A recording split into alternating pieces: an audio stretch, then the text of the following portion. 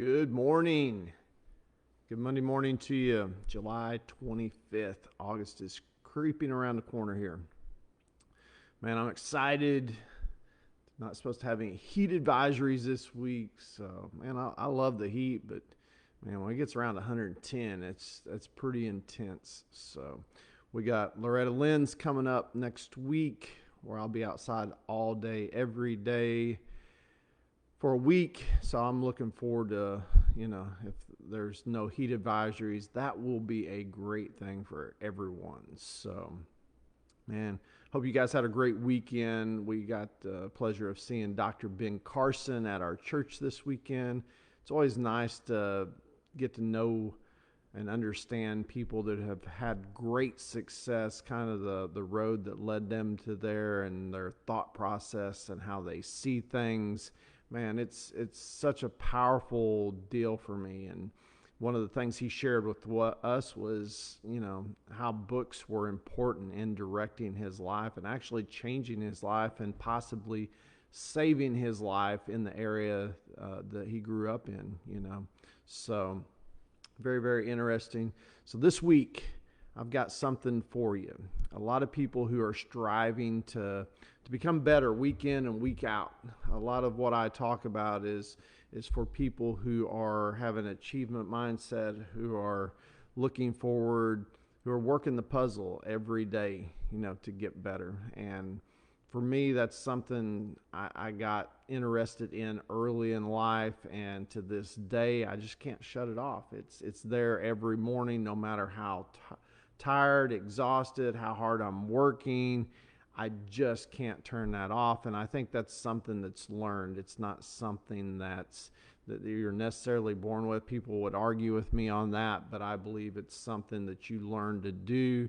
And once you do it, it creates a life of its own. It becomes a habit, and that habit, even in times of exhaustion, continues to propel you forward. So I think that's important. So this week, we're coming up on a week where a lot of racers are going to be, trying to achieve their dreams. For amateurs, this is the biggest race in the world next week. And how they analyze throughout the week is going to be important. But here's the deal. People who are of an achievement mindset do a good job a lot of times of trying to figure out what's the next step, what's going on, what issues are we dealing with. They're very good at that. Where I come in and I see a big void is where they don't look at we figured out what's going on, what the issues are, what our opportunities are, but they don't sit back and go, well, how are we looking at our situation, our circumstances, and how is that affecting and becoming part of this, helping us work this puzzle? Because what I see is people finding issues, opportunities, and working those from a physical standpoint. But what happens, it's just like having a garden hose that has too much pressure on it, and it pops a hole. And you go, oh, I found the solution. There's an opportunity over here, man. If we stop that hole, if we patch the hose right there, man, we're going to be good. We're going to be performing at a higher level. Man, this is going to be good, And they go and they fix the hose, and they're excited that the performance of the hose is going to go up. And then all of a sudden, bam, the pressure's gone again. And you're like, what's going on? There's another hole, So they didn't look at what was really causing the issue or what created the opportunity even.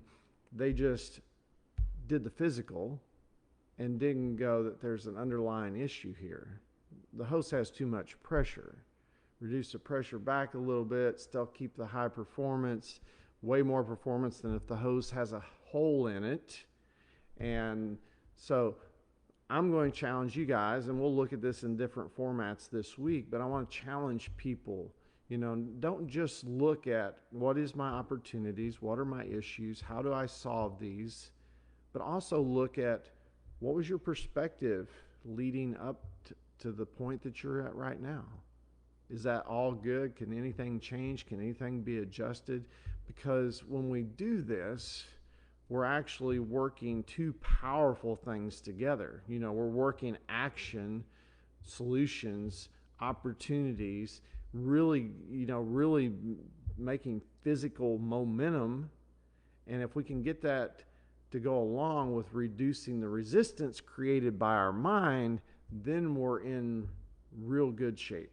We can really, really start to make some strides, really start to enjoy the process more, because it makes it easier, in my opinion, to get where you're going. So hopefully that makes sense to you guys today. We're going to explore it a little deeper this week. So I look forward to getting on here and talking to you guys in the morning. I hope you guys have a great Monday, and I will be back tomorrow. See you.